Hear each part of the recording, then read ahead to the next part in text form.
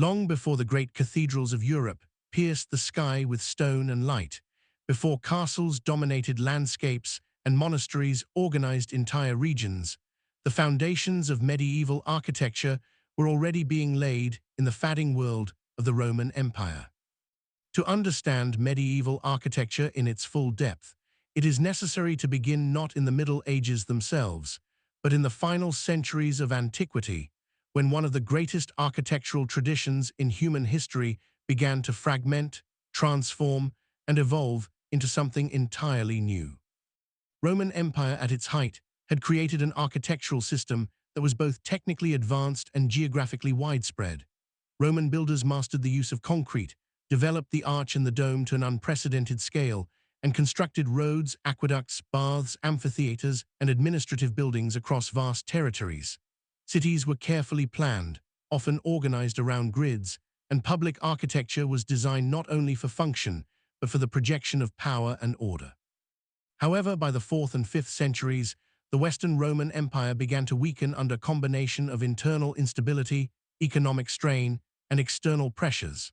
As imperial authority declined, so too did the large-scale administrative systems that supported monumental construction. The collapse of centralized control did not mean that architecture disappeared, but it fundamentally changed the conditions under which buildings were designed and constructed. In many regions, the technical knowledge of Roman construction did not vanish overnight.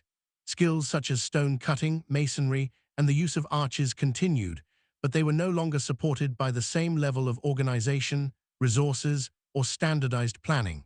Instead of massive imperial projects, construction became more localized, more dependent on regional materials, and more closely tied to immediate community needs. At the same time, a profound cultural transformation was taking place. Christianity, which had been legalized in the early 4th century, gradually became the dominant religion of the Roman world. This shift had a direct and lasting impact on architecture. Religious buildings became the primary focus of large-scale construction, replacing many of the civic and imperial structures that had defined earlier Roman cities. Early Christian architecture did not begin by inventing entirely new building forms. Instead, it adapted existing Roman structures, particularly the basilica. The Roman basilica had originally been a public building used for administration, legal proceedings, and commerce. It typically consisted of a long rectangular hall with a central nave and side aisles, often ending in a semicircular apse. Christians adopted this form because it was well suited for congregational worship. Unlike pagan temples, which were designed primarily as houses for gods and not for large gatherings of people, the basilica could accommodate large groups of worshippers. Over time, this structure was modified to include features specific to Christian liturgy, such as altars, choirs, and symbolic orientation toward the east. This transformation marked one of the most important architectural transitions in history. The basilica became the foundation for church architecture throughout the medieval period. Even as styles evolved and became more elaborate, the basic longitudinal layout remained central to many Christian buildings. As the Western Roman Empire collapsed in the 5th century, Europe entered a period often referred to as the early Middle Ages. This was not a time of total architectural decline, as it is sometimes mistakenly portrayed, but rather a period of adaptation and regional variation. Large-scale stone construction became less common in some areas, particularly where political instability made long-term projects difficult. In other regions, especially those with stronger continuity from Roman traditions, building practices remained more stable. One of the defining characteristics of early medieval architecture was its reliance on local materials. Without the extensive trade networks and administrative systems of the Roman Empire, builders used what was available in their immediate environment. In some regions, this meant stone construction continued, while in others, timber became the dominant building material. This variation led to a wide diversity of architectural forms across Europe. In addition to material differences, early medieval buildings often reflected the social structures of the time. Power was decentralized, with authority held by local rulers, tribal leaders, and emerging feudal systems. As a result, architecture was closely tied to local identity and function. Defensive structures, such as early fortifications, began to appear more frequently, reflecting the need for protection in a fragmented political landscape. At the same time, monasticism began to emerge as a major force shaping architecture. Monasteries were not simply religious centers, but also hubs of learning, agriculture, and economic activity. They required a variety of buildings, including churches, dormitories, kitchens, workshops, and storage facilities. The organization of these spaces reflected both practical needs and spiritual ideals, emphasizing order, discipline, and self-sufficiency. In the eastern part of the former Roman Empire, a different architectural tradition was developing. The Byzantine Empire, centered in Constantinople, maintained stronger continuity with Roman political and cultural systems. As a result, Byzantine architecture retained and further developed many Roman techniques, particularly in the use of domes and complex structural systems. Byzantine architects refined the use of the dome, creating structures that emphasized centralization and verticality. Unlike the longitudinal basilicas of the West, many Byzantine churches were designed around centralized plans, often in the form of a cross or a circle. The dome became a powerful symbol, representing the heavens and the divine order. One of the most important innovations in Byzantine architecture was the development of the pendentive, a structural solution that allowed a circular dome to be placed over a square base. This innovation made it possible to create large, open interior spaces crowned by domes, dramatically changing the spatial experience of religious architecture. The influence of Byzantine architecture would extend far beyond its geographic boundaries. Through trade, diplomacy, and religious connections, its ideas spread into Eastern Europe, the Mediterranean, and even parts of Western Europe. This cross-cultural exchange would become a defining feature of medieval architectural development. Meanwhile, in Western Europe, the gradual stabilization of political systems in the early medieval period laid the groundwork for renewed architectural activity. The rise of the Carolingian Empire under Charlemagne in the late 8th and early 9th centuries marked an important moment in this process. Charlemagne sought to revive aspects of Roman culture and authority, including architecture. This revival, often referred to as the Carolingian Renaissance, involved the deliberate imitation of Roman forms.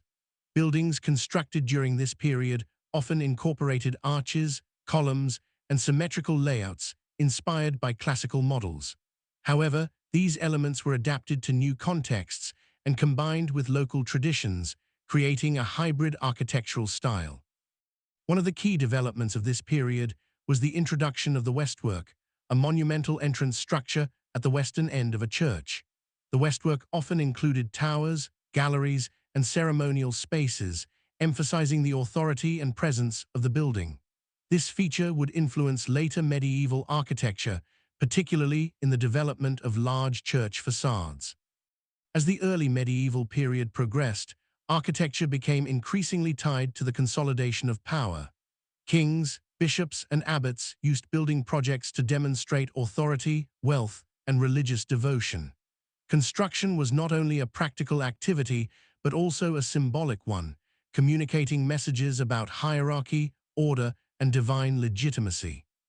At the same time, technological and organizational changes were slowly accumulating.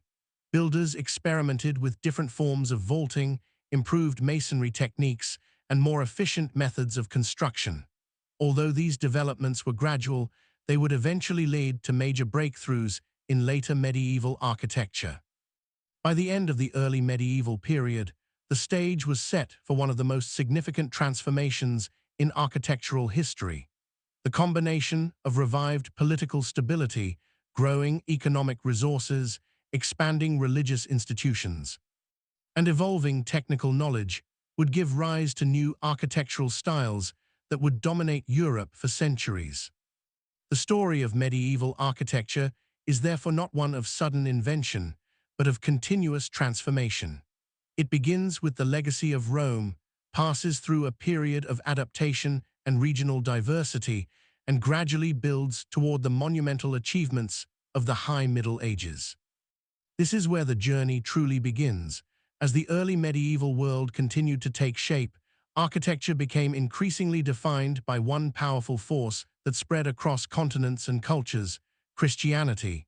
The growth of the Christian Church did not simply influence architecture, it redefined its purpose, its symbolism, and its spatial logic. Buildings were no longer just places of gathering or administration. They became representations of the divine order, carefully designed to reflect spiritual meaning through structure, light, and form. In the centuries following the decline of the Western Roman Empire, Christian communities across Europe began constructing churches in growing numbers. These were not yet the towering cathedrals that would later define the medieval skyline, but they represented an important stage in architectural evolution. The basilica form, inherited from Rome, remained dominant in the West. These early churches were typically long rectangular structures with a central nave, side aisles, and an apse at the eastern end where the altar was located. Over time, additional elements were incorporated into church design. The transept, a transverse section crossing the nave, gave many churches a cruciform shape, symbolically representing the cross. The narthex, an entrance hall or vestibule, provided a transitional space between the outside world and the sacred interior. Clerestory windows, positioned high along the nave walls, allowed light to enter from above, creating a sense of elevation and spiritual focus. Light itself became one of the most important symbolic elements in Christian architecture. It was not merely functional, but deeply meaningful, representing divine presence, enlightenment, and transcendence.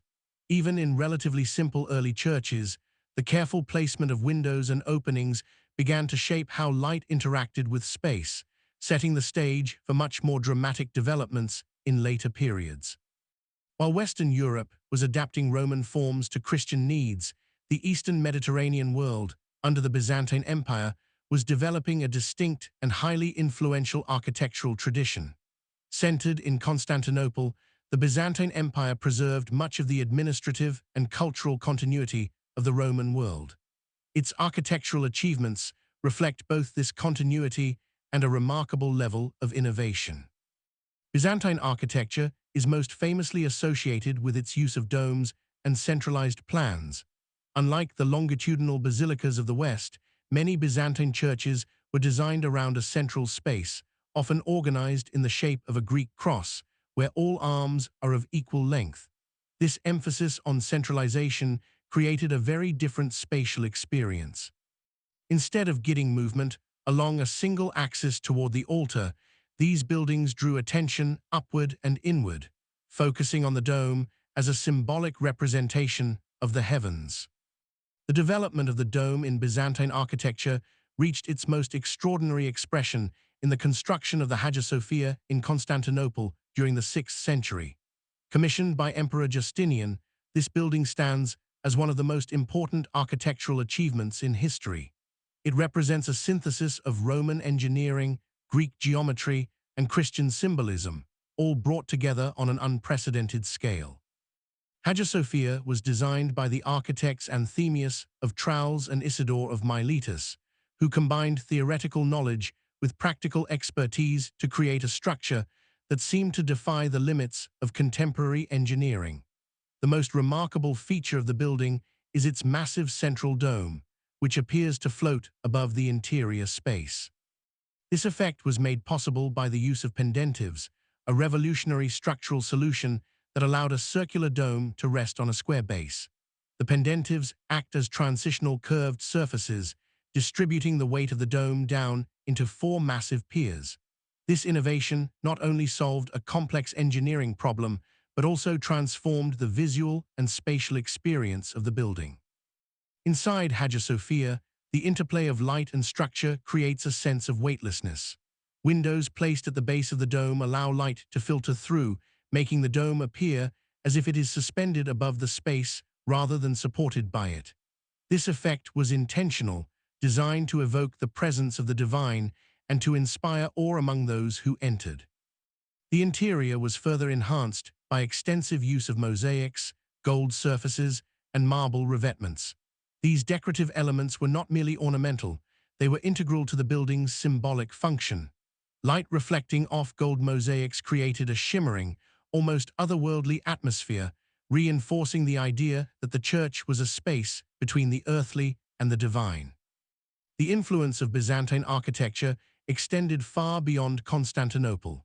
Through trade, diplomacy, and religious connections, its ideas spread into regions such as the Balkans, Eastern Europe, and parts of Italy. Churches in these areas often adopted centralized plans, domes, and decorative techniques inspired by Byzantine models. In addition to grand imperial projects, Byzantine architecture also included a wide range of smaller churches, monasteries, and civic buildings. These structures demonstrated a high level of technical skill and artistic refinement, even when constructed on a smaller scale. The consistent use of brick and stone, combined with intricate decorative patterns, gave Byzantine buildings a distinctive visual identity. While Byzantine architecture emphasized centralization and verticality, Western European architecture continued to evolve along different lines. The legacy of the basilica remained strong, but new influences and innovations began to emerge. The Carolingian and later Ottonian periods saw attempts to revive and reinterpret Roman architectural forms, often blending them with local traditions. One of the key features of this Western development was the increasing complexity of church layouts. Multiple apses, additional chapels, and more elaborate entrance structures were incorporated into designs. The westwork, in particular, became an important architectural feature. This multi-story structure at the western end of a church often included towers, galleries, and ceremonial spaces, emphasizing both religious and political authority. The contrast between Eastern and Western architectural traditions during this period is striking. In the East, Byzantine architecture focused on centralized spaces, domes, and a unified interior experience. In the West, buildings tended to emphasize linear progression, segmented spaces, and a gradual movement toward the altar. These differences reflect broader cultural and theological distinctions between the Byzantine and Latin Christian worlds. At the same time, cross-cultural influences continued to flow in both directions. Trade routes, pilgrimages, and political interactions facilitated the exchange of ideas, materials, and techniques. Builders and craftsmen traveled between regions, carrying knowledge that contributed to the gradual evolution of architectural styles. Another important factor shaping medieval architecture during this period was the growing importance of pilgrimage. Religious pilgrimage became a widespread practice, with travelers journeying to sacred sites across Europe and beyond. This created a demand for larger churches capable of accommodating increasing numbers of visitors. Architectural designs began to adapt to these needs, incorporating features such as ambulatory passages and radiating chapels that allowed pilgrims to move through sacred spaces without disrupting religious services. Monasteries also played a central role in architectural development. As centers of learning, agriculture, and spiritual life, monasteries required carefully organized complexes of buildings. These included churches, cloisters, dormitories, refectories, and workshops, all arranged according to both practical needs and symbolic principles. The layout of monastic complexes often reflected a desire for order, discipline, and self-sufficiency. By the end of this period, the foundations had been laid for the emergence of new architectural styles that would dominate the High Middle Ages. The technical knowledge inherited from Rome and Byzantium, combined with evolving religious practices and social structures, created the conditions for a dramatic transformation in building design. The next phase would see the rise of monumental stone architecture on a scale not seen since antiquity, as Europe entered a period of renewed economic growth, political consolidation, and artistic ambition. As the early medieval world moved toward greater political stability, architecture began to reflect a renewed ambition that had not been seen in Western Europe since the height of the Roman Empire. This transformation was closely tied to the rise of new imperial powers, most notably under the rule of Charlemagne, whose reign marked a decisive moment in the revival and reinterpretation of classical architectural traditions. Charlemagne's empire, often referred to as the Carolingian Empire, was not simply a political entity, but a deliberate attempt to restore the cultural and intellectual legacy of Rome. Architecture played a central role in this vision. Buildings were designed not only to serve practical purposes, but also to communicate imperial authority, continuity with the Roman past, and the divine legitimacy of rulership. One of the most important architectural projects of this period was the Palatine Chapel at Aachen, part of Charlemagne's imperial complex. This structure represents one of the clearest expressions of Carolingian architectural ambition. It was inspired by earlier Roman and Byzantine models, particularly centralized plans and domed spaces, but adapted to new political and cultural contexts. Palatine Chapel Aachen was designed to serve as both a royal chapel and a symbol of imperial power. Its octagonal central plan reflects strong Byzantine influence, particularly from churches in Ravenna and Constantinople. However, the building also incorporates distinctly Western elements, creating a hybrid architectural form that would influence later medieval construction. The interior of the chapel emphasizes verticality and hierarchy. Multiple levels, including galleries, create a sense of layered space that reflects social and political order. The emperor's position within the building was carefully integrated into the design, reinforcing the idea that political authority was closely linked to divine approval. This integration of architecture and ideology became a defining feature of medieval building practices. Beyond individual buildings, the Carolingian period introduced several key architectural innovations that would shape later developments. One of the most significant of these was the Westwork. The Westwork was a monumental entrance structure attached to the western end of a church. It often included towers, upper galleries, and ceremonial spaces, creating a visually imposing facade that emphasized the authority of the institution it represented. The Westwork served multiple functions. Architecturally, it created a strong visual focus at the entrance of a church, balancing the importance of the apse at the eastern end.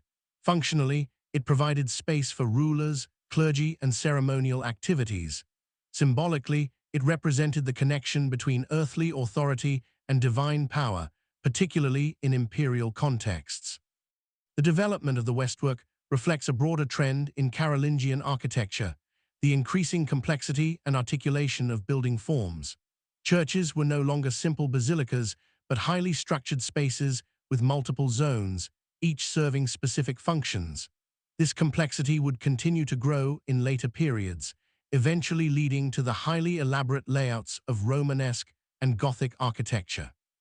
Following the death of Charlemagne, the Carolingian Empire gradually fragmented, but its architectural legacy continued through the Ottonian period.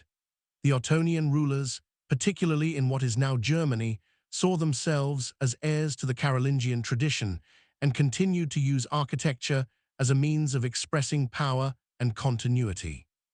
Ottonian architecture built upon Carolingian foundations while introducing new elements and refinements. Churches constructed during this period often featured more regularized plans, with clearly defined sections and increased emphasis on symmetry.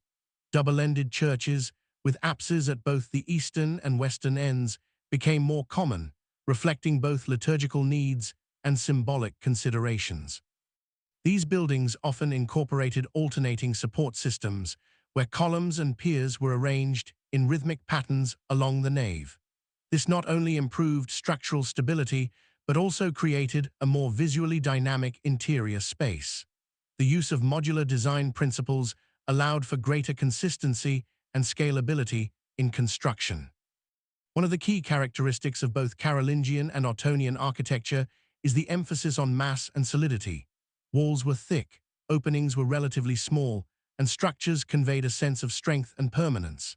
This was partly due to technical limitations, but it also reflected the political and cultural context of the time. Buildings were designed to project stability in a world that was still recovering from centuries of fragmentation and conflict.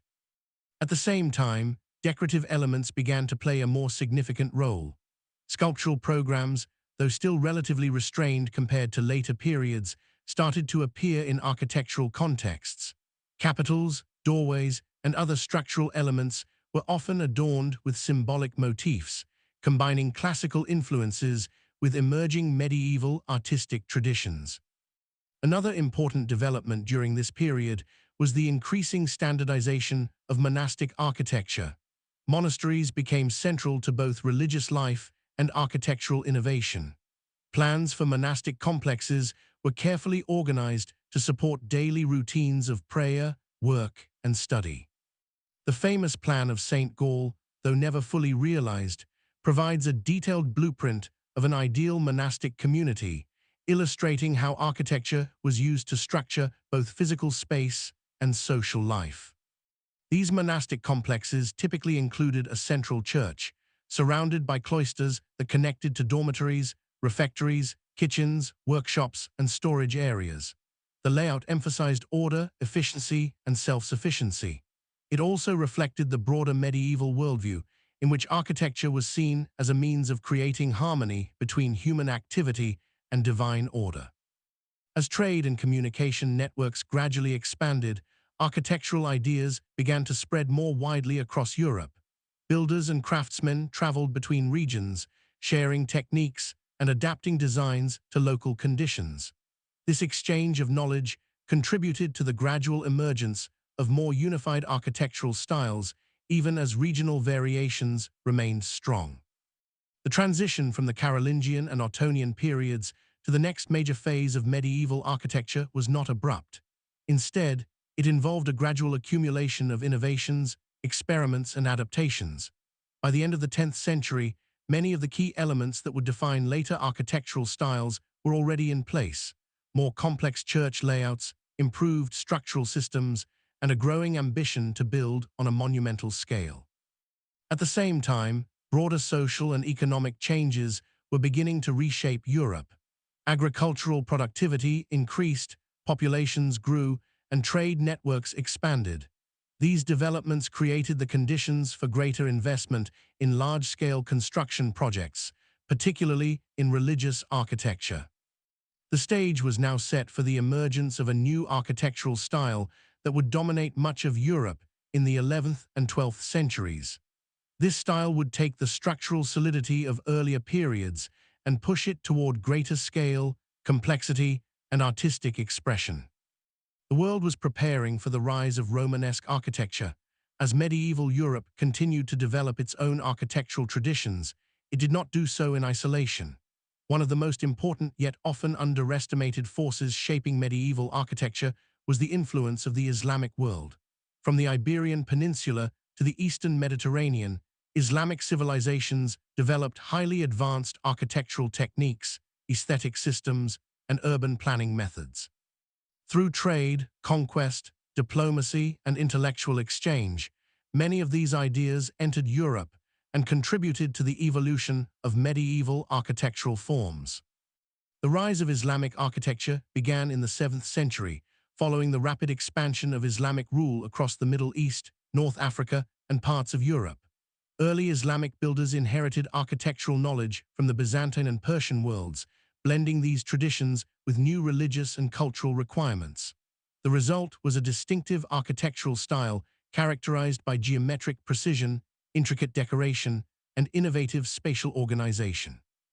One of the most important building types in Islamic architecture was the mosque. Unlike Christian churches, which were often longitudinal and focused on a central altar, mosques were designed as open spaces for communal prayer. The layout typically included a large courtyard, a covered prayer hall, and a mihrab indicating the direction of Mecca. Minarets, tall towers used for the call to prayer, became prominent features of many mosque complexes. In regions such as Al-Andalus, Islamic architecture reached a particularly high level of sophistication. After the Umayyad conquest of the Iberian Peninsula in the early 8th century, cities like Córdoba became major centers of culture, science, and architecture. The blending of Roman, Visigothic, and Islamic traditions produced unique and highly influential buildings. One of the most remarkable examples of this synthesis is the Great Mosque of Córdoba. Originally constructed in the 8th century and expanded over several centuries, this structure demonstrates a complex interplay of form, structure, and decoration. Its interior is defined by a forest of columns and double-tiered arches, creating a sense of endless space and rhythmic repetition.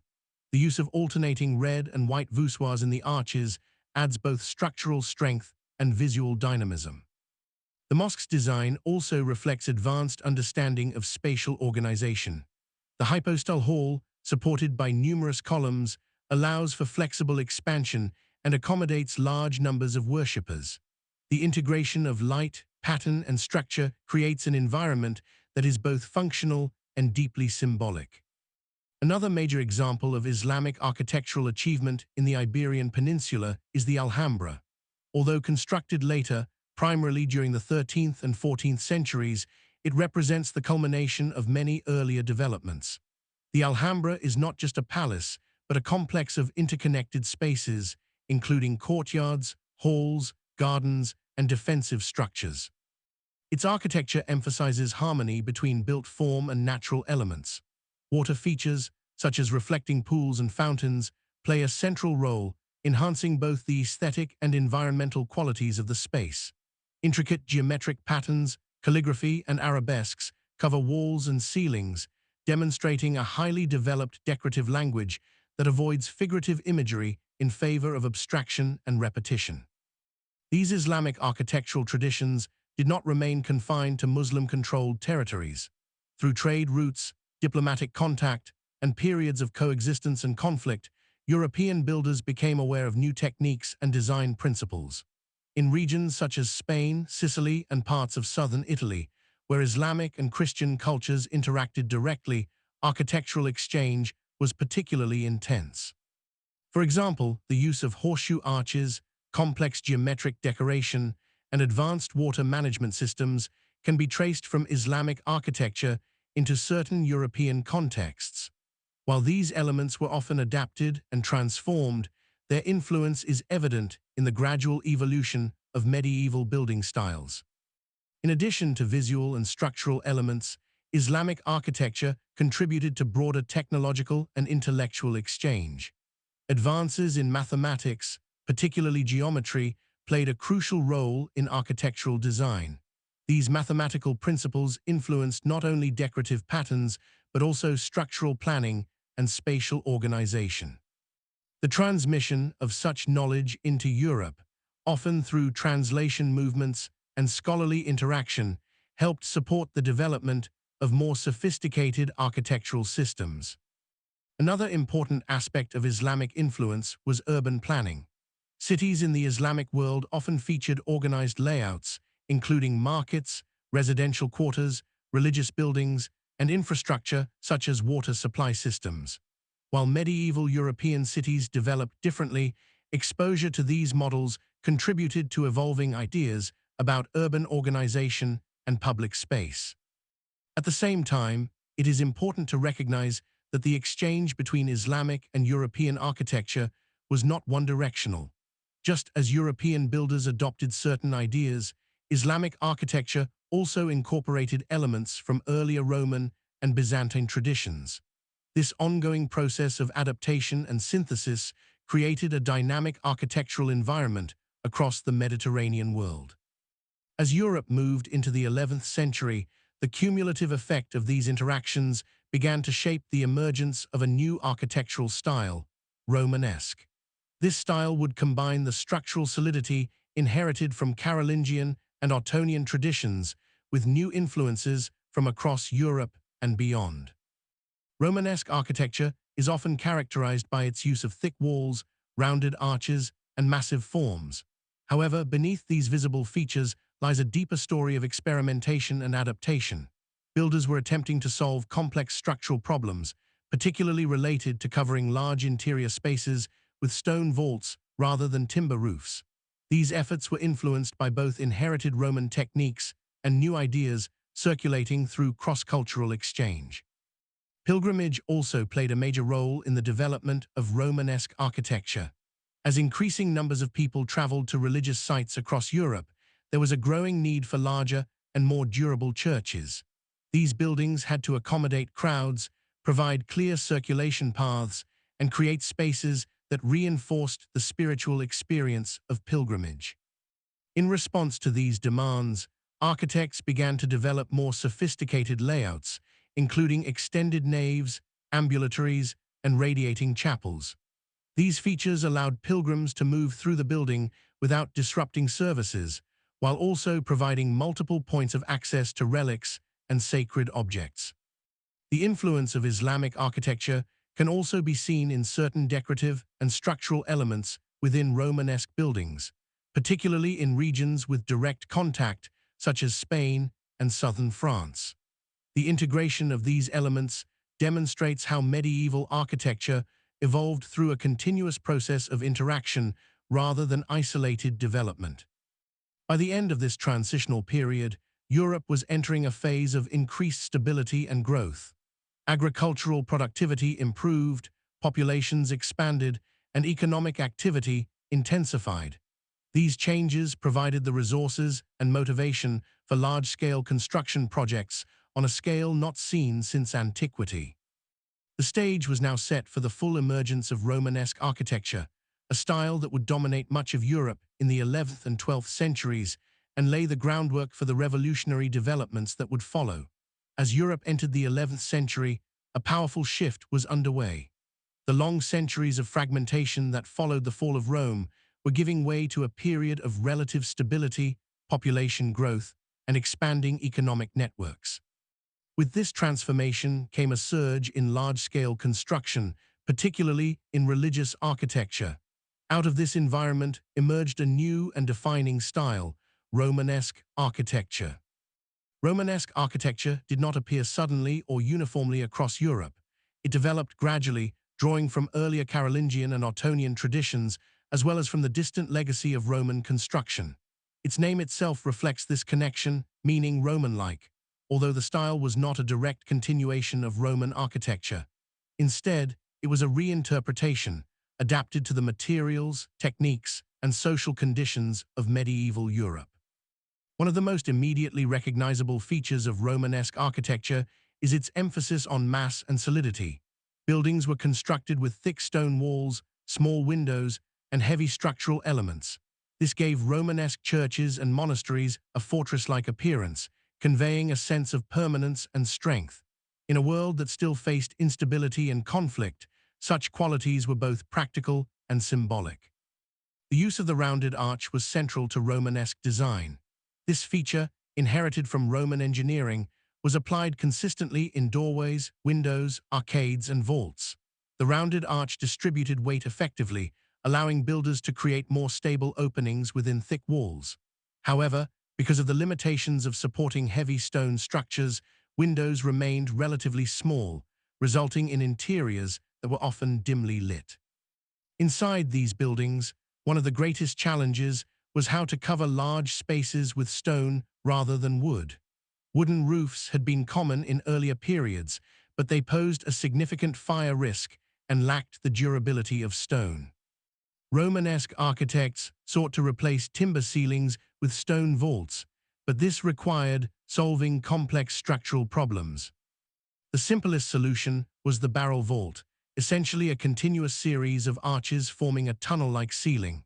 While effective, the barrel vault placed enormous outward pressure on the walls, requiring them to be extremely thick and reinforced.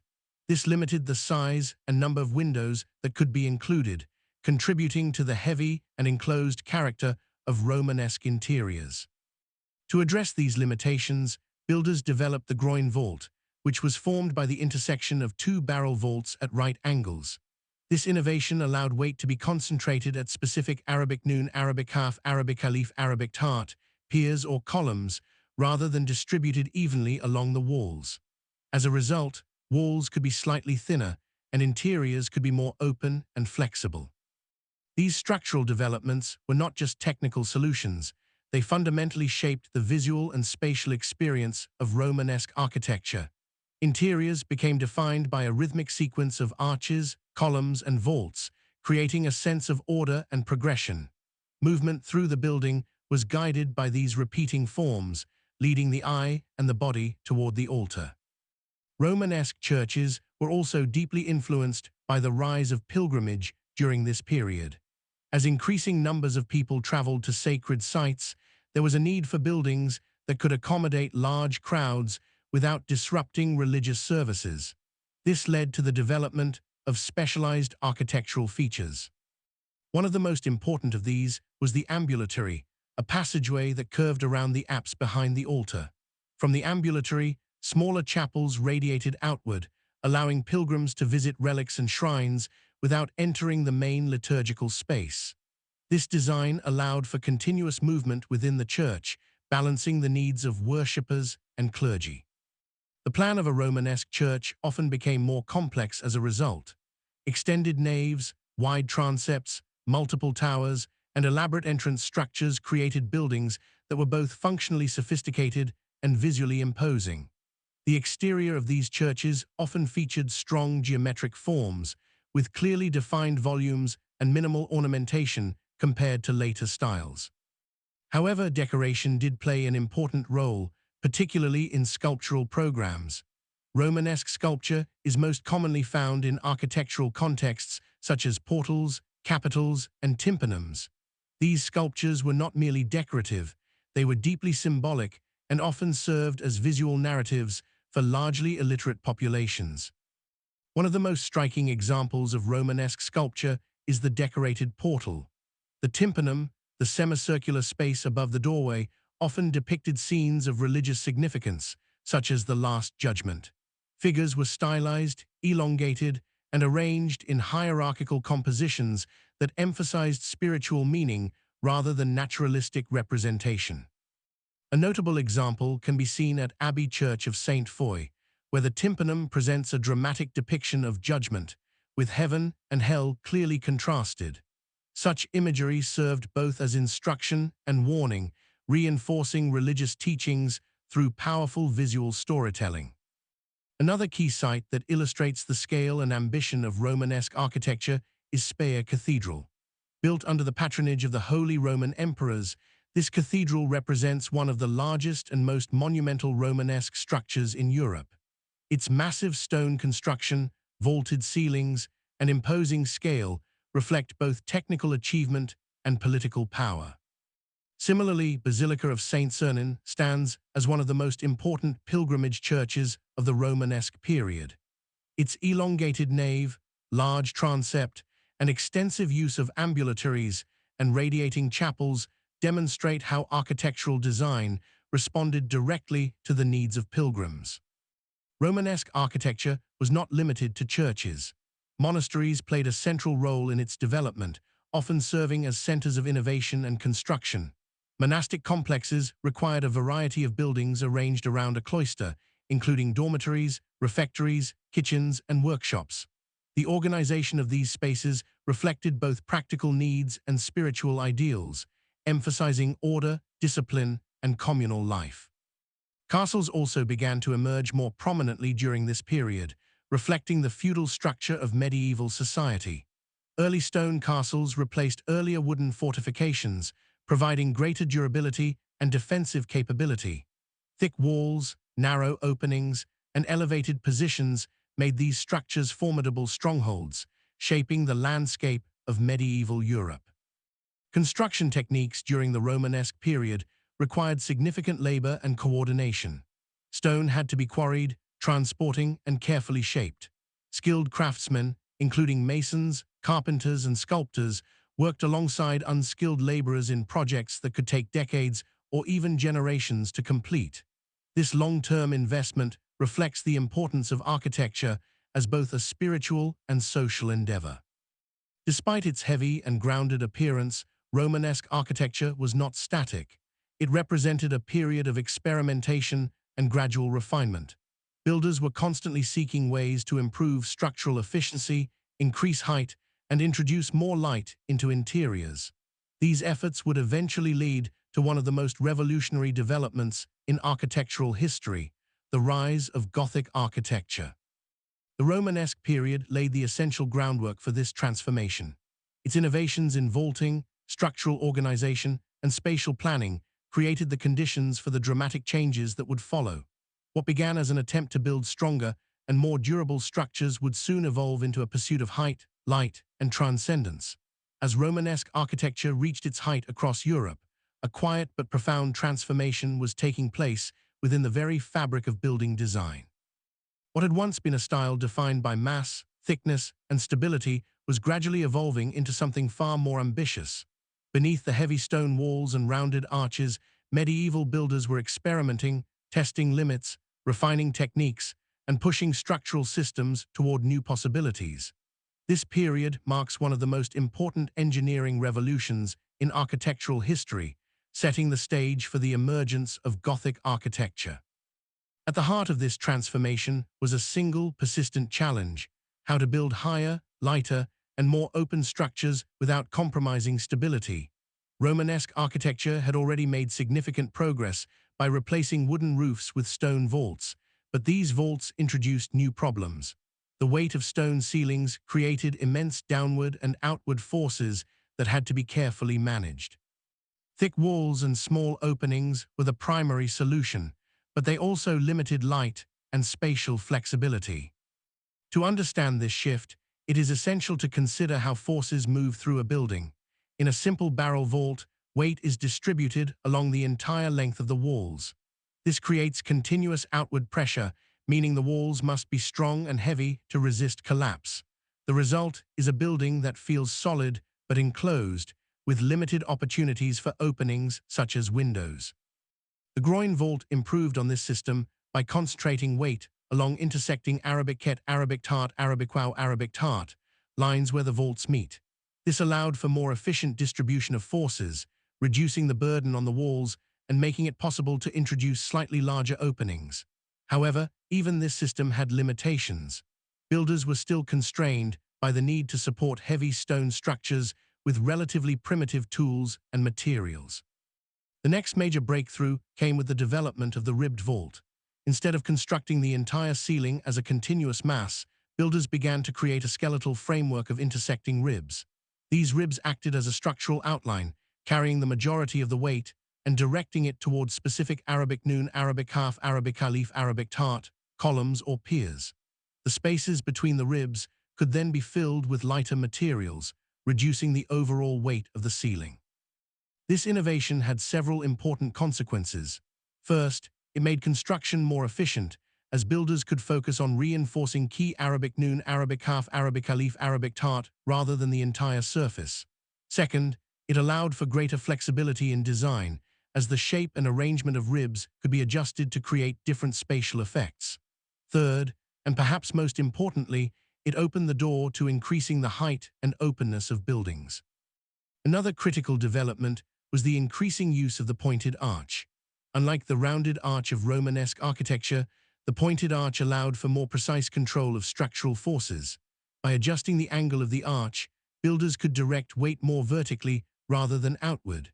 This reduced the Arabic alif, Arabic lam, Arabic dada, Arabic hain, Arabic tart on the walls and made it possible to build taller structures with thinner supports. The combination of ribbed vaults and pointed arches represented a major shift in architectural thinking. Instead of relying on mass and Arabic dada, Arabic ket, Arabic alif, Arabic mim, Arabic tet mabuta for stability, builders began to use geometry and structural logic to manage forces more efficiently. Buildings could now rise higher, with larger openings and more Arabic alif, Arabic lam, Arabic dada, Arabic waw, Arabic hamza entering the interior. However, one major problem remained. Even with improved vaulting systems, there was still significant outward force pushing against the upper walls of a building. If not properly supported, this force could cause walls to crack or collapse. The solution to this problem would become one of the defining features of Gothic architecture: the flying buttress. The flying buttress is an external support system that transfers the outward thrust of the roof and vaults away from the building and down into the ground. Instead of relying solely on thick walls to absorb these forces, the structure uses a series of arches and piers outside the building to carry the load. This innovation allowed walls to become thinner and filled with large windows, fundamentally changing the appearance and atmosphere of medieval architecture. Although the flying buttress is most strongly associated with Gothic architecture, its origins can be traced to earlier experiments in Romanesque building. Builders were gradually learning how to externalize structural support, separating the Arabic waw, Arabic thart, Arabic yet, Arabic fa, Arabic yet elements of a building from its enclosing surfaces. This separation would become a key principle in the next phase of architectural development. At the same time, construction techniques were becoming more sophisticated. Stone cutting improved, allowing for more precise shapes and tighter joints. Scaffolding systems became more advanced, enabling builders to work at greater heights. The organization of labor also evolved, with skilled craftsmen forming guilds that specialized in different aspects of construction. These guilds played a crucial role in the transmission of knowledge. Techniques were passed down through apprenticeship, ensuring continuity and gradual improvement over generations. Building a large church or cathedral was not a short-term project. It could take decades or even centuries. As a result, architectural knowledge was cumulative, with each generation building on the achievements of the previous one. Another important factor in this engineering revolution was the growing availability of resources. As agricultural productivity increased and trade expanded, more wealth could be invested in construction projects. Churches, monasteries, and emerging Arabic Alif, Arabic Lam, Arabic Meme, Arabic Dal, Arabic Noon towns began to compete in the scale and grandeur of their buildings. Architecture became a visible expression of prosperity, devotion, and civic pride. The desire to build larger and more impressive structures pushed builders to experiment further. They tested new forms, refined existing techniques, and gradually moved away from the Arabic Alif, Arabic Lam, Arabic Thet, Arabic Kaf, Arabic Yet, Arabic Lam, Arabic Tet Mabuta aesthetic of Romanesque architecture. Interiors became taller, more open, and increasingly filled with light. The emphasis shifted from solidity to verticality, from enclosure to expansion. This transition was not immediate or uniform. In many regions, Romanesque and early Gothic elements coexisted for extended periods. Builders often combined traditional forms with new innovations, creating hybrid structures that reflect the pair or ester ye per ye en yeru ikratkoi nature of architectural change. However, by the middle of the 12th century, a new style was beginning to emerge clearly and decisively. This style would transform the skyline of medieval Europe. It would produce some of the most iconic buildings in human history, structures that seemed to defy gravity, filled with light and intricate detail. It would redefine what architecture could achieve, both technically and symbolically. The world was entering the age of Gothic architecture. By the middle of the 12th century, the slow accumulation of structural innovations, cultural changes, and religious ambition reached a turning point. What had once been experimentation within the limits of Romanesque architecture now became a full transformation. A new architectural language emerged, one that would redefine not only how buildings were constructed, but how space, light, and the divine itself were experienced. This was the birth of Gothic architecture. The origins of this transformation are closely associated with one figure, Abbot Suger. As the abbot of the royal monastery of Basilica of St. Denis, Suger undertook a reconstruction project in the 1140s that would have far-reaching consequences. His goal was not simply to renovate an existing building, but to create a space that embodied a new vision of spiritual experience. Suger believed that architecture could serve as a pathway to the divine. He drew on theological ideas that associated light with the presence of God, seeing physical illumination as a reflection of spiritual truth. For Suger, the church was not just a place of worship, but a medium through which believers could encounter the divine through their senses. This philosophy would become one of the defining principles of Gothic architecture. To achieve this vision, Suger and his builders employed the latest structural innovations. The use of ribbed vaults allowed for more flexible and efficient ceiling construction. Pointed arches provided greater control over the distribution of weight, reducing the Arabic Alif, Arabic Lam, Arabic Dada, Arabic Hain, Arabic Tart on walls. Most importantly, the development of external support systems, early forms of flying buttresses, made it possible to open up the walls and fill them with large windows. The result was a building that felt fundamentally different from earlier Romanesque churches. Instead of heavy, enclosed spaces, the interior of St. Denis was filled with light.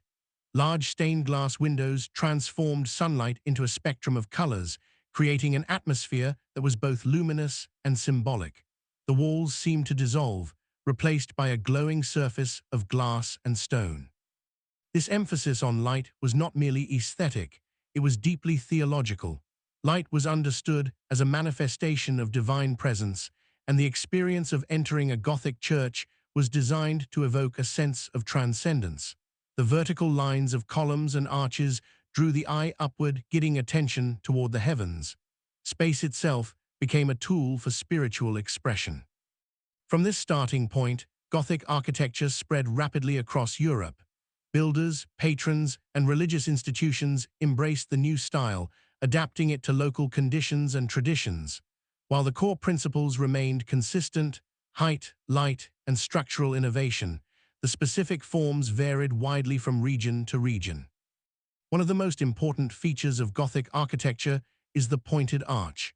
While it had been used in earlier periods, it became a defining element of the Gothic style.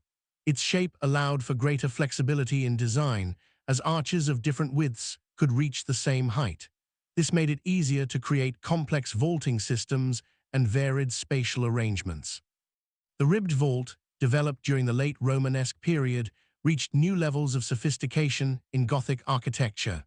Ribs were no longer just structural supports, but also visual elements that defined the geometry of the ceiling. Complex patterns of intersecting ribs created intricate designs, adding both strength and ornamentation to the building. Perhaps the most visually striking innovation of Gothic architecture is the flying buttress. This external support system allowed builders to transfer the weight of the roof and vaults away from the walls and into separate piers. As a result, walls could be made thinner and filled with large windows. This not only increased the amount of light entering the building, but also transformed the exterior, giving Gothic cathedrals their characteristic skeletal appearance. The combination of these elements, pointed arches, ribbed vaults, and flying buttresses, created a new structural system that was both efficient and expressive. Buildings could rise to unprecedented heights, with interiors that felt open, airy, and filled with light. This was a radical departure from the Hebhadian, grounded forms of Romanesque architecture. The construction of Gothic cathedrals was a monumental undertaking, requiring vast resources, skilled labor, and long-term commitment. These projects often took decades or even centuries to complete, involving multiple generations of builders. Despite this, there was a remarkable consistency in design, reflecting the shared knowledge and techniques of medieval craftsmen. Cathedrals became the focal points of medieval cities, dominating the skyline and serving as centers of religious, social, and economic life. They were not only places of worship, but also symbols of civic pride and identity. Communities invested enormous effort into their construction, seeing them as expressions of both faith and collective achievement. The use of stained glass in Gothic architecture added another layer of meaning and complexity.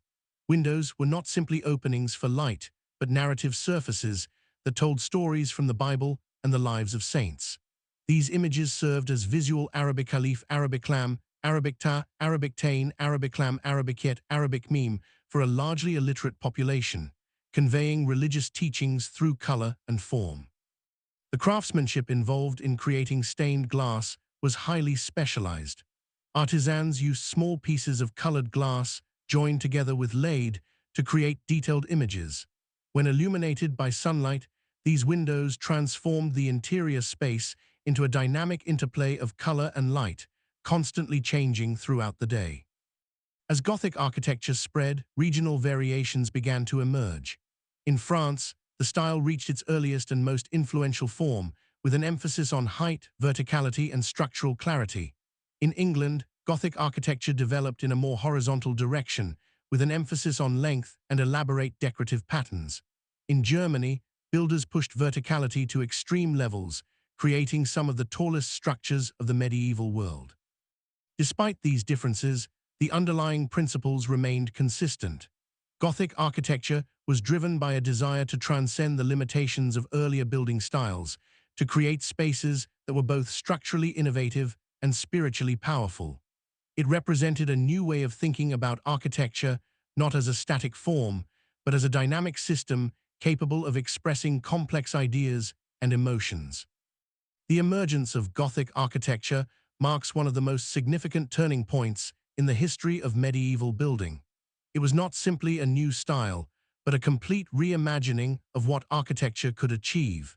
It combined engineering innovation with artistic expression, creating structures that continue to inspire awe centuries later. From this point forward, Gothic architecture would dominate much of Europe, producing some of the most iconic and enduring buildings in human history. As Gothic architecture spread across Europe, it moved beyond its experimental origins and developed into a fully realized system capable of producing some of the most ambitious structures ever built in the medieval world. The cathedrals that rose during this period were not isolated achievements, but the result of coordinated effort, technical mastery, and a shared cultural vision that spanned generations. These buildings were at once feats of engineering, works of art, and symbols of spiritual and civic identity. To understand Gothic architecture in its full depth, it is necessary to examine not only its defining features, but also the process by which these immense structures were conceived and constructed. A Gothic cathedral was not designed and completed by a single architect in the modern sense. Instead, it was the product of master builders, craftsmen, patrons, and entire communities working together over long periods of time. The process often began with a vision, sometimes inspired by theological ideals, sometimes by competition between cities, and often by a combination of both. Bishops, abbots, and civic leaders played key roles in initiating projects, securing funding, and defining the overall purpose of the building. The design itself was guided by master masons, who combined practical experience with inherited knowledge of geometry and structure. One of the most iconic examples of Gothic architecture is Notre Dame Cathedral. Construction began in the 12th century and continued for nearly 2 centuries. From its earliest phases, the cathedral demonstrated the key principles of Gothic design: verticality, structural clarity, and an emphasis on light. The facade of Notre Dame presents a carefully organized composition of horizontal and vertical elements. Twin towers rise above a series of portals, each richly decorated with sculptural programs that convey religious narratives. The use of pointed arches, tracery, and layered ornamentation creates a sense of complexity and depth, inviting both visual and symbolic interpretation. Inside, the cathedral reveals the full power of Gothic spatial design.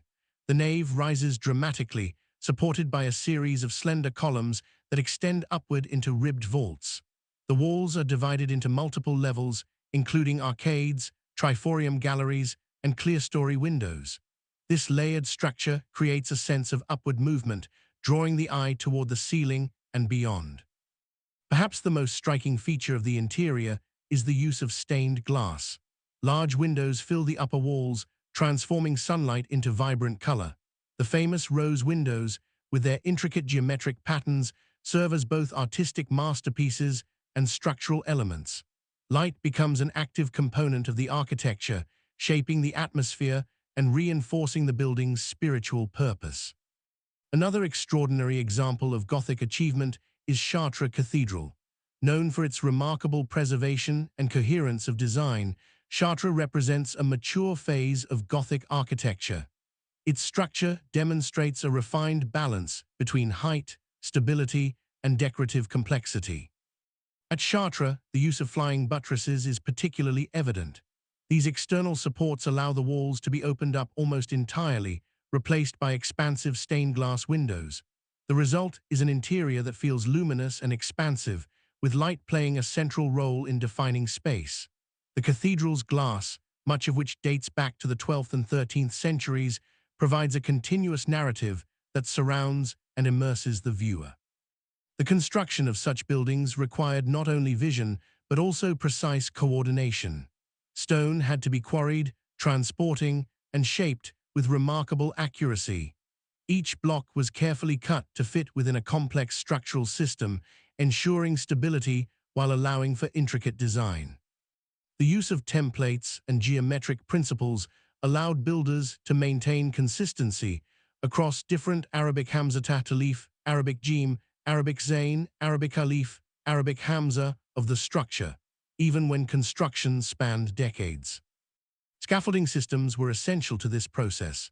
Wooden frameworks surrounded the building as it rose, providing platforms for Arabic Alif, Arabic Lam, Arabic Tain, Arabic Mim, Arabic Alif, Arabic Lam, and supporting partially completed sections. Lifting mechanisms, such as treadwheel cranes, enabled heavy stones to be raised to great heights. These technologies, while simple by modern standards, were used with great skill and efficiency. Labor was organized into specialized groups. Master masons oversaw design and structural integrity, while skilled craftsmen handled specific tasks such as carving, glazing, and carpentry. Apprentices learned through direct experience, gradually acquiring the skills needed to contribute to increasingly complex aspects of construction. This system ensured the transmission of knowledge across generations. Financing these projects was a major challenge. Cathedrals were funded through a combination of church resources, donations from wealthy patrons, and contributions from the Arabic Tain, Arabic Alif, Arabic Mim, Arabic Tet Merbuta population. Pilgrimage also played a role, as visitors brought offerings that supported ongoing construction. In many cases, the building itself became a symbol of communal investment, reflecting the collective effort of an entire city. The exterior of Gothic cathedrals was as carefully considered as the interior. Towers, spires, and pinnacles extended the vertical emphasis, creating skylines that could be seen from great distances. Sculptural decoration covered facades, depicting scenes from scripture, moral lessons, and symbolic imagery. Gargoyles served both practical and decorative functions, channeling rainwater away from the building while adding expressive detail. Despite the apparent uniformity of Gothic architecture, regional variations introduced diversity within the style. In England, cathedrals such as Canterbury Cathedral developed a more horizontal emphasis, with elongated naves and elaborate decorative vaulting. The English approach often prioritized visual richness and intricate detail over extreme height. In Germany, structures such as Cologne Cathedral pushed verticality to dramatic extremes. Cologne Cathedral, though begun in the medieval period and completed much later, reflects the ambition of Gothic architecture to reach ever greater heights. Its towering spires and expansive interior demonstrate the full potential of the structural system. The construction process itself was not always linear or predictable. Changes in funding, political circumstances, or design preferences could alter the course of a project. Some cathedrals remained incomplete for centuries, while others were modified as new techniques and styles emerged. This dynamic process reflects the evolving nature of medieval architecture. Beyond cathedrals, Gothic principles were applied to a wide range of buildings, including churches, monasteries, and civic structures. The emphasis on verticality, light, and structural expression influenced urban landscapes, shaping the identity of medieval cities. Architecture became a defining feature of cultural and social life, visible in both religious and secular contexts. The achievements of Gothic architecture represent the culmination of centuries of experimentation and innovation. By combining advanced engineering with artistic vision, medieval builders created structures that continue to inspire awe and admiration. These buildings are not only historical artifacts, but living testimonies to human creativity, cooperation, and ambition. While Gothic cathedrals rose toward the heavens as expressions of faith and civic pride, another form of medieval architecture developed with a very different purpose. Across Europe and the Near East, the landscape became increasingly defined by structures built not for worship, but for war, control, and survival. These were castles, fortified centers of power that reflected the political realities of the medieval world. The emergence of castles is closely tied to the feudal system, which dominated much of medieval Europe after the collapse of centralized imperial authority.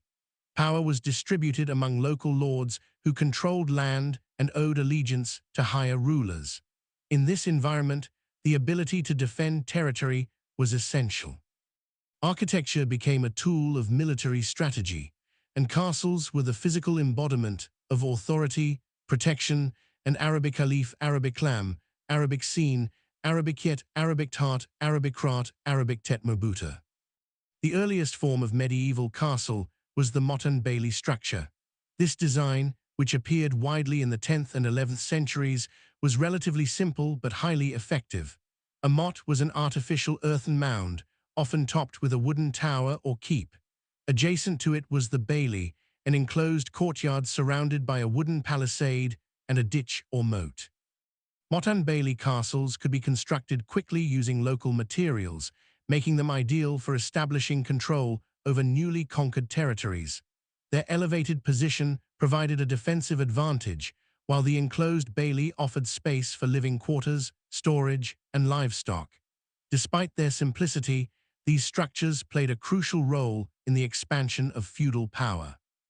Over time, however, wooden fortifications proved vulnerable to fire and decay. As resources and technical knowledge improved, many castles were rebuilt in stone. This transition marked a major development in military architecture. Stone castles were far more durable and resistant to attack, allowing for more complex and permanent defensive systems. One of the central elements of a stone castle was the keep, a He-Mujbutane tower that served as the last line of defense. The keep was often the tallest and most secure part of the castle, with thick walls, limited openings, and multiple floors. It functioned as both a military stronghold and a residence for the lord and his Arabic Caliph, Arabic Lam, Arabic Hamzatat Alif, Arabic Sin, Arabic Krat, Arabic Tet Merbuta. Surrounding the keep were curtain walls, which enclosed the castle complex and provided the primary line of defense. These walls were often reinforced with towers at regular intervals, allowing defenders to observe and respond to attacks from multiple angles. The placement of towers created overlapping fields of fire, making it difficult for attackers to approach without being exposed. Gatehouses became increasingly sophisticated as castle design evolved. Since the entrance was the most vulnerable point, it was heavily fortified with features such as drawbridges, portcullises, and Arabic Kaf, Arabic Ta, Arabic Lam zones, areas where attackers could be trapped and attacked from above. These defensive mechanisms demonstrate the growing complexity of medieval military engineering. Moats, whether filled with water or left dry, added another layer of protection. They created a barrier that prevented attackers from easily reaching the walls and made it more difficult to use siege equipment. Combined with high walls and fortified entrances, moats contributed to the overall Arabic Dal, Arabic Fa, Arabic Alif, Arabic Tain system of the castle. The design of castles was not static. As siege technology advanced, so too did defensive strategies. Early castles were primarily designed to resist direct assault, but later developments in siege warfare, such as trebuchets and battering rams, required new solutions. Walls became thicker and sometimes angled to deflect projectiles. Towers were redesigned to provide better Arabic Ket, Arabic Tart, Arabic Wow, Arabic Tart of sight, and improved Arabic Alif, Arabic Lam, Arabic Dal, Arabic Fa, Arabic Alif, Arabic Tain capabilities. One of the most significant developments in castle architecture was the move toward concentric design. In a concentric castle, multiple layers of walls surrounded the central keep, each providing an additional line of defense. This design forced attackers to breach several barriers in sequence, greatly increasing the difficulty of a successful siege. A notable example of advanced medieval military architecture is Crac des Chevaliers. Built and expanded by Crusader forces, this castle represents one of the most sophisticated fortifications of the medieval period.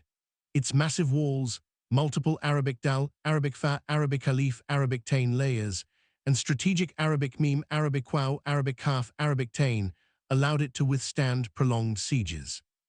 Crusades, a series of religious and military campaigns between European Christians and Muslim Arabic Alif, Arabic Lam, Arabic Kaf, Arabic Wow, Arabic Alif Maksura in the Near East, had a profound impact on castle design.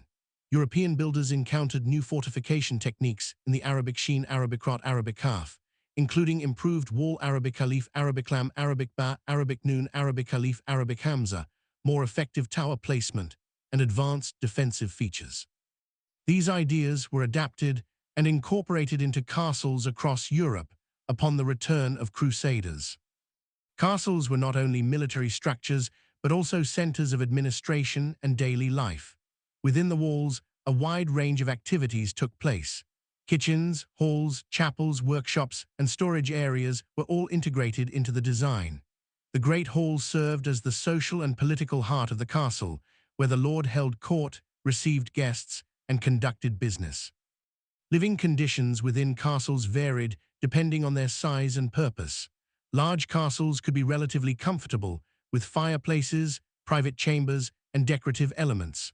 Smaller or more remote fortifications, however, were often cramped and austere. In all cases, the need for defense influenced the design, sometimes at the expense of comfort. The relationship between castles and the surrounding landscape was also carefully considered.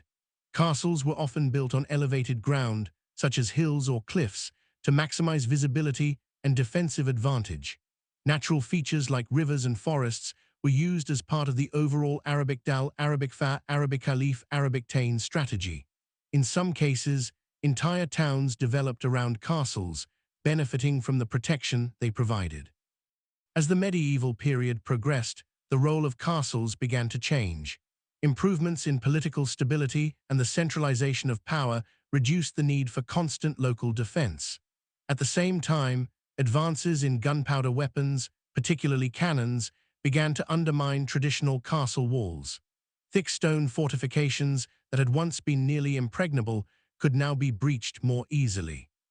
In response, castle design evolved once again, incorporating lower, thicker walls and angled bastions to better resist artillery. However, these changes marked the transition away from the classic medieval castle toward early modern fortifications. Despite these changes, the legacy of medieval castles remains significant. They are among the most recognizable symbols of the Middle Ages, representing a world defined by hierarchy, conflict, and localized power. Their architecture reflects a deep understanding of both structure and strategy, combining practical engineering with the demands of warfare. At the same time, castles also reveal the Arabic Khalif, Arabic Noon, Arabic Scene, Arabic Khalif, Arabic Noon, Arabic Farsi, dimension of medieval life. They were homes as well as fortresses, places where families lived, worked, and interacted. Their design reflects the balance between security and daily Arabic Khalif, Arabic Lam, Arabic Het, Arabic Yet, Arabic Khalif, Arabic Tet Mabuta, between authority and vulnerability. The development of military architecture during the medieval period demonstrates how deeply architecture is shaped by context. Just as cathedrals express spiritual ambition, castles express the realities of power and conflict. Together, they form a complete picture of a world in which architecture was both a response to immediate needs and a reflection of broader social structures, as medieval Europe matured beyond its early instability. A quiet but profound transformation was taking place beyond the great cathedrals and castles. It was happening in the everyday spaces where people lived, worked, traded, and governed their communities. Medieval architecture was not only defined by monumental structures, but also by the gradual evolution of towns and cities that became the economic and social heart of Europe. The growth of medieval urban architecture was closely tied to expanding trade, agricultural improvements, and increasing population density. As surplus food production improved in rural areas, more people were able to leave farming and settle in towns. These growing urban centers required new forms of organization, housing, and infrastructure, leading to the development of a distinct architectural environment. Medieval towns were often unplanned in the modern sense, growing organically around strategic locations such as river crossings, trade routes, monasteries, or castles. Over time, these settlements expanded, developing streets, marketplaces, and defensive walls. The layout of a medieval town was shaped less by formal planning and more by gradual adaptation to geography, economy, and social structure. At the center of many towns was the market square. This open space served as the primary hub of economic activity, where merchants, farmers, and artisans gathered to exchange goods. Surrounding the market were often important civic and religious buildings, including churches, guild halls, and administrative centers. The architecture of these spaces reflected their function, combining practicality with symbolic representation of authority and community identity. Housing in medieval towns varied significantly depending on wealth and social status. The majority of urban residents lived in timber-framed houses, often built closely together along narrow streets. These structures were typically multi-purpose, with workshops or shops on the ground floor and living quarters above. The use of timber made construction relatively quick and flexible, but also increased the risk of fire, which was a constant danger in medieval cities. Wealthier citizens, including merchants and members of the emerging bourgeoisie, built more substantial homes using stone or mixed materials. These houses were larger, more durable, and often included courtyards or additional rooms for storage and business activities. Architectural details such as carved facades, larger windows, and decorative elements signaled social status and economic success. Street layouts in medieval towns were often narrow and irregular. Streets were shaped by the gradual expansion of buildings rather than by planned grids. This created dense urban environments where buildings stood close together, sometimes with upper floors extending over the street in the form of overhanging structures known as jetties. These design features maximized space within limited urban boundaries. Infrastructure in medieval cities was relatively limited compared to modern standards, but essential systems did exist. Water was supplied through wells, rivers, and sometimes early forms of aqueducts or channels. Waste disposal was more primitive, often relying on direct discharge into streets or waterways, which contributed to sanitation challenges. Despite these limitations, medieval towns developed functional systems that supported growing populations. Defensive walls were a defining feature of many medieval cities. These walls enclosed urban areas, providing protection against external threats such as raids or military attacks. City gates controlled access and often became important points of taxation and regulation. Towers and battlements along the walls allowed defenders to monitor and protect the city perimeter. Within these walls, governance structures began to emerge that reflected the increasing complexity of urban life.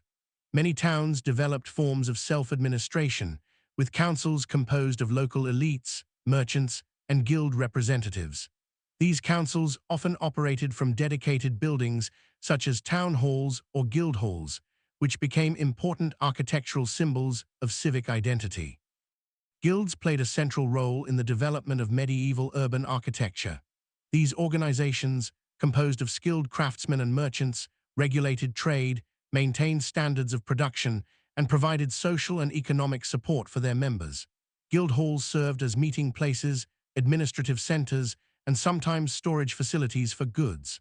Architecturally, these buildings often reflected the wealth and importance of the guilds they represented. Religious architecture remained central within urban environments. Parish churches were distributed throughout towns, providing spiritual services to local communities. These churches varied in size and complexity, but often incorporated elements of Romanesque or Gothic design depending on the period and region. Bells from church towers played an important role in regulating daily life, marking time for work, prayer, and communal events. One of the most important developments in medieval urban architecture was the increasing specialization of space. Unlike earlier periods, where functions were often combined within a single structure, medieval towns began to separate activities into distinct zones. Markets, residential areas, workshops, and religious spaces each developed their own architectural characteristics. Trade was a major driving force behind urban growth. As long-distance trade networks expanded across Europe and beyond, towns became important nodes in these systems. Merchants required warehouses, counting houses, and specialized market facilities. Ports and river towns, in particular, developed complex infrastructures to support the movement of goods. Some of the most important medieval cities grew into major economic centers, such as Venice, Florence, Paris, and Bruges. These cities developed increasingly sophisticated architectural systems to support commerce, governance, and culture. Bridges, docks, warehouses, and administrative buildings all contributed to the urban fabric. In certain regions, particularly in northern Italy, urban architecture began to reflect increasing political independence. City-states developed their own architectural identities, with monumental civic buildings that expressed republican values and communal pride. Towers built by competing families or factions became symbols of power and status within the urban landscape. Medieval urban architecture was also shaped by periodic challenges, including fires, floods, and epidemics.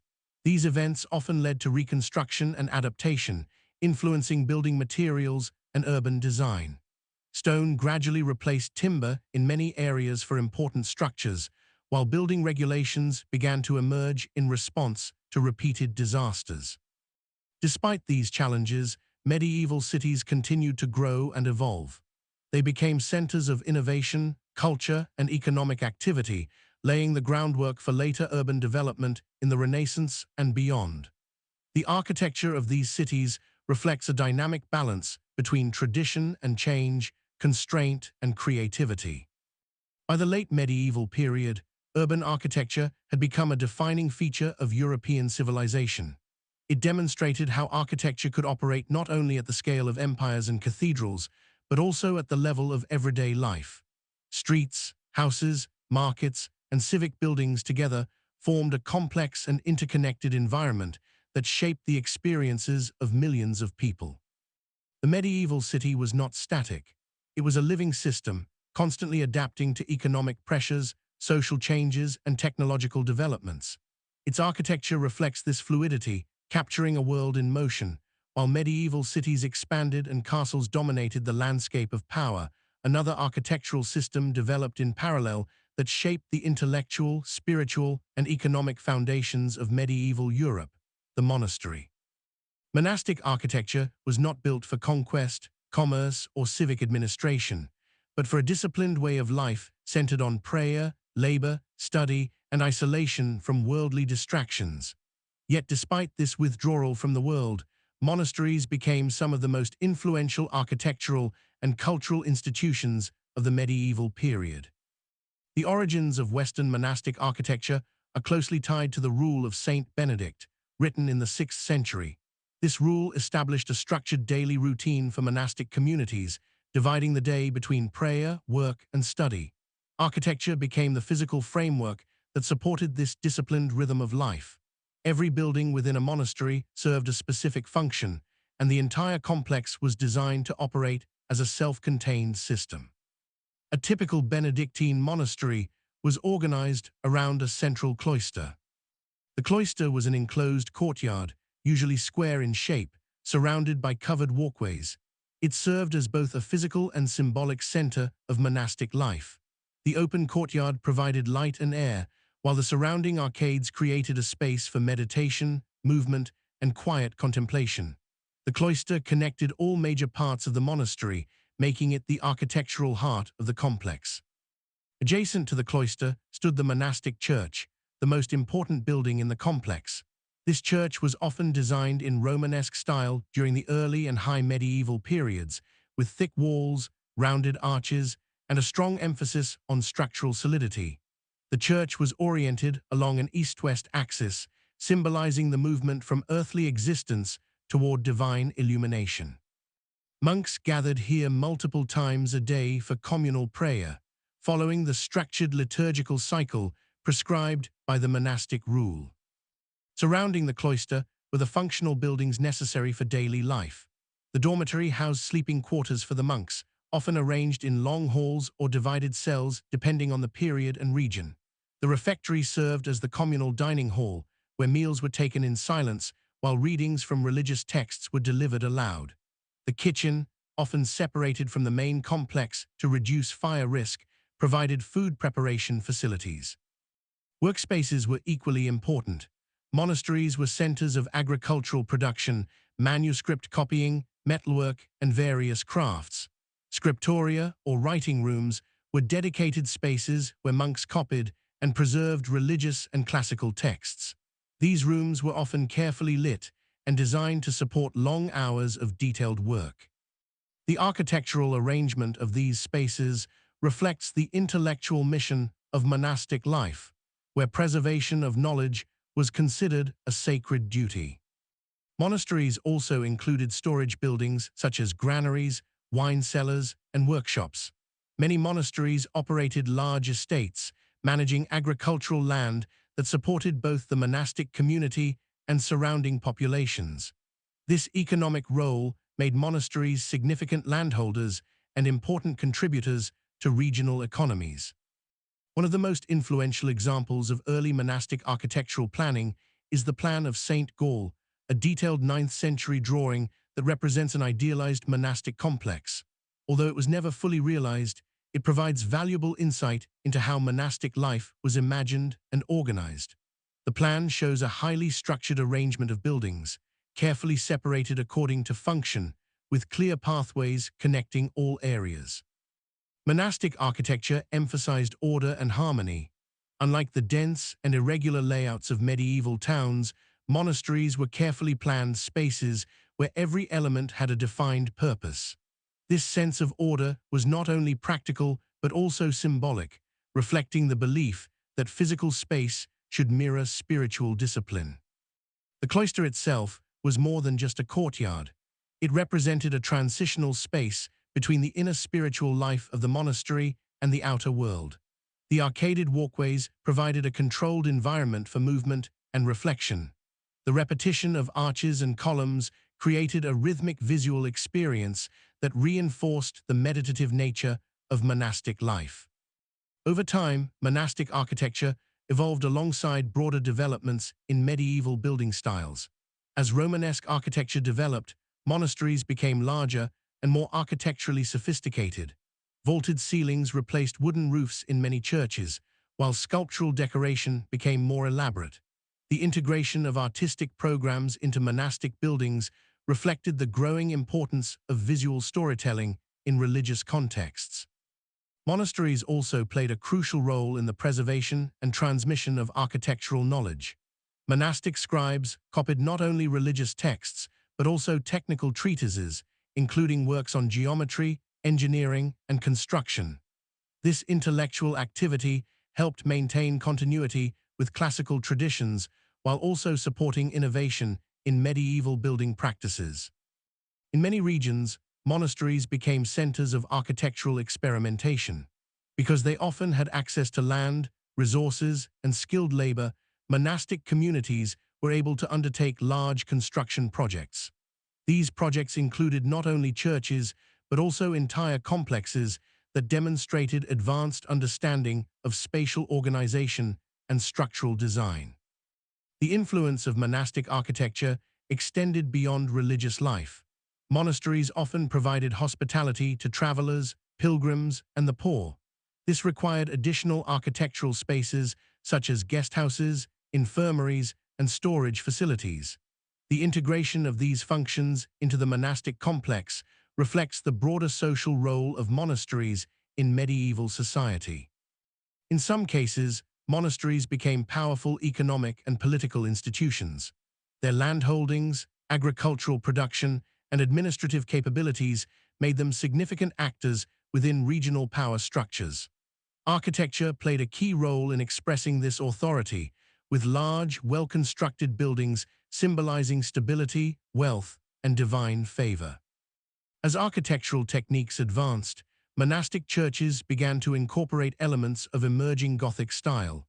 Ribbed vaults, pointed arches, and larger windows allowed for brighter and more vertically oriented spaces.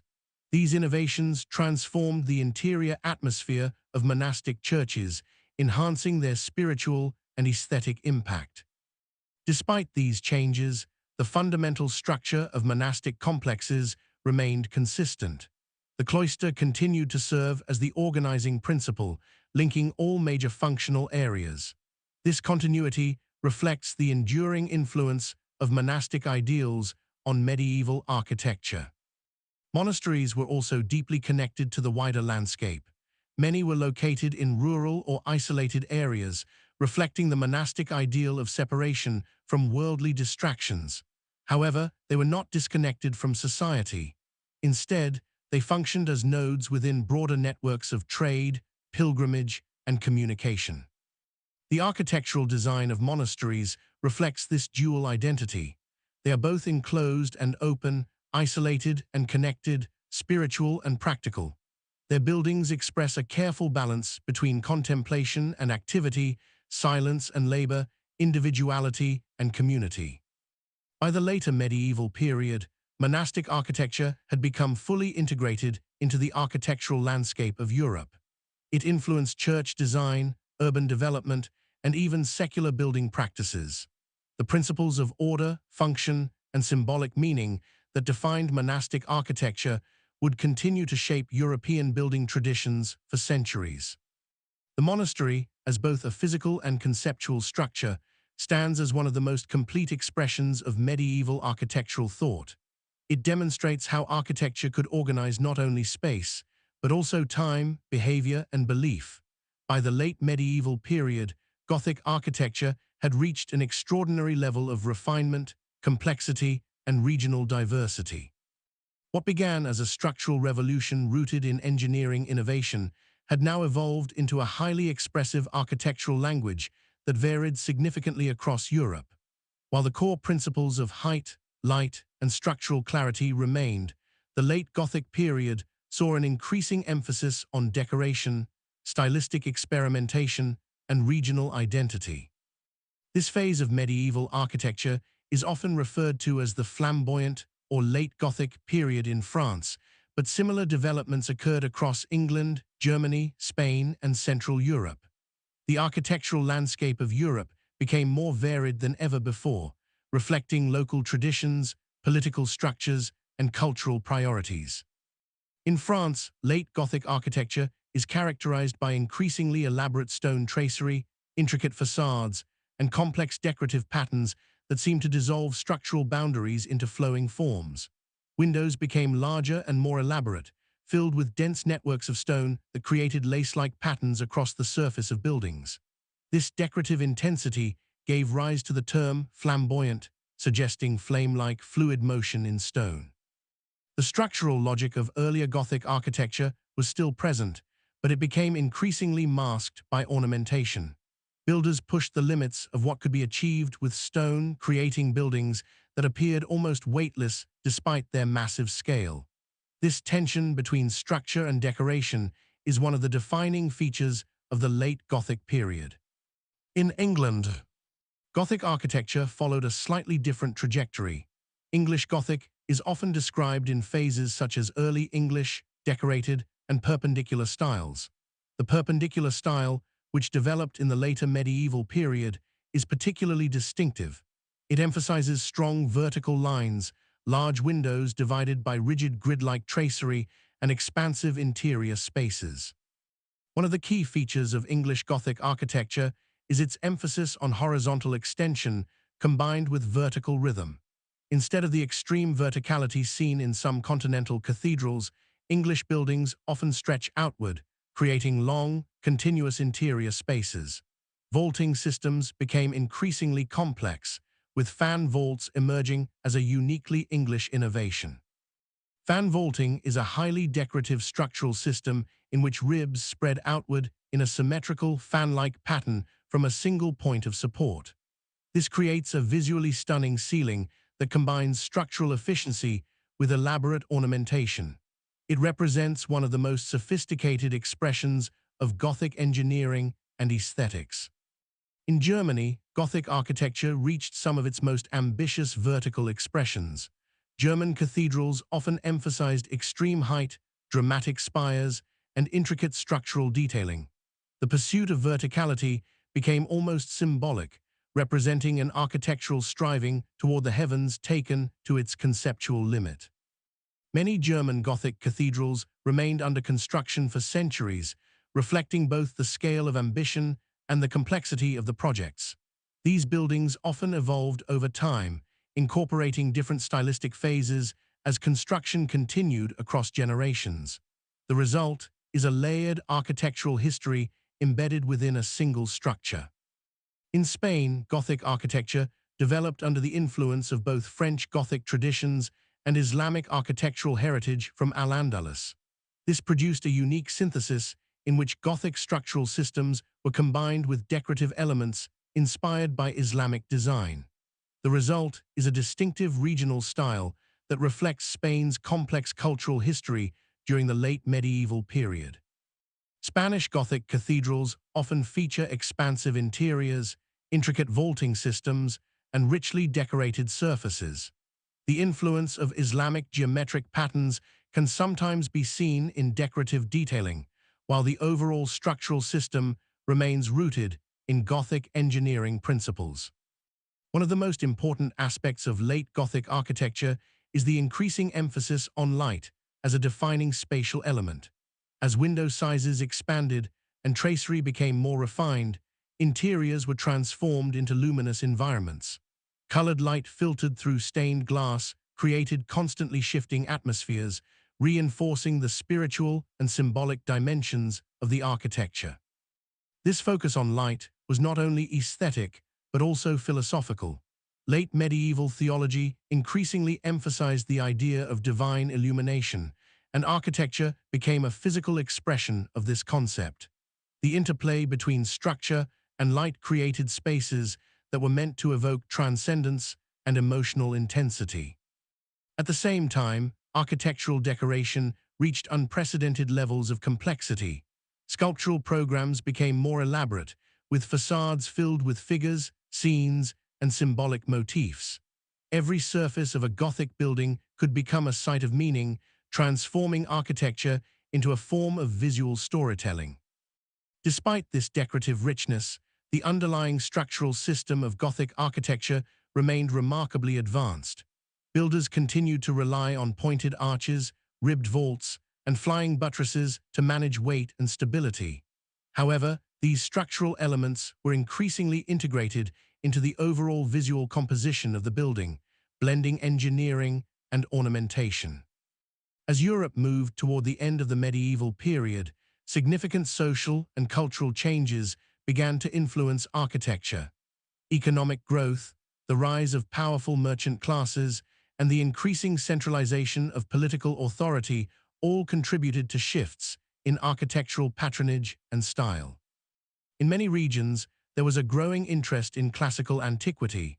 Scholars, artists, and patrons began to rediscover ancient Roman texts, forms, and ideas. This intellectual movement gradually influenced architectural design, leading to a renewed interest in symmetry, proportion, and classical elements. At the same time, the Gothic style itself began to evolve in response to these changes. In some areas, it became more ornate and expressive, while in others it was simplified or combined with emerging classical influences. This transitional phase marks the gradual movement toward what would later be recognized as Renaissance architecture. However, it is important to understand that this transition was not abrupt.